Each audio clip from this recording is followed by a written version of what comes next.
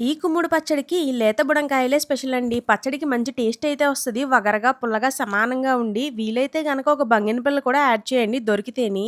చూసారు కదండీ! ఈ విధంగా తొక్కలనైతే చెక్కేసుకోవాలి. మరీ తెల్లగా వచ్చేసేంత వరకు తొక్కయితే తీసేయకూడదండి.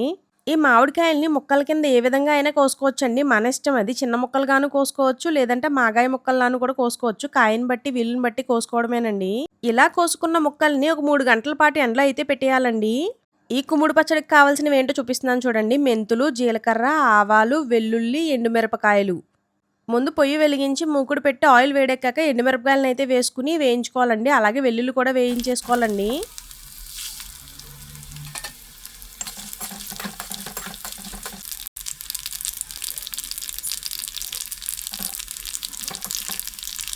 ఈ విధంగా పోపు వేగిపోయాక చల్లారిన తర్వాతయితే రోట్లో వేసుకొని బాగా కుమ్ముకోవాలండి. ముందు ఈ కారాన్ని కుమ్ముకున్నాకనే మామిడికాయ ముక్కలనైతే కుమ్ముకోవాలి.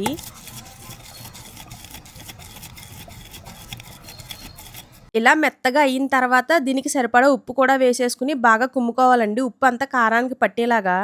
చూసారు కదా! ఈ విధంగా మెత్తగా అయితే కుమ్మేసుకోవాలండి. దీన్నయితే విడిగా పక్కకి తీసుకొని పెట్టేసుకోవాలి. లాస్ట్‌లో కలుపుకోవాలి.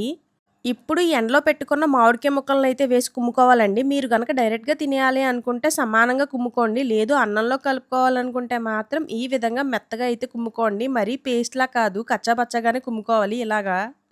మొత్తం మామిడికాయ ముక్కలనైతే ఈ విధంగా కుమ్మేసుకున్నారండి. ముందే ఆల్రెడీ దంచి పెట్టుకున్నాం కదా కారం, అదైతే ఇప్పుడు వేసేసుకొని మొత్తం కలిసేంత వరకు బాగా కుమ్మేసుకోవాలండి.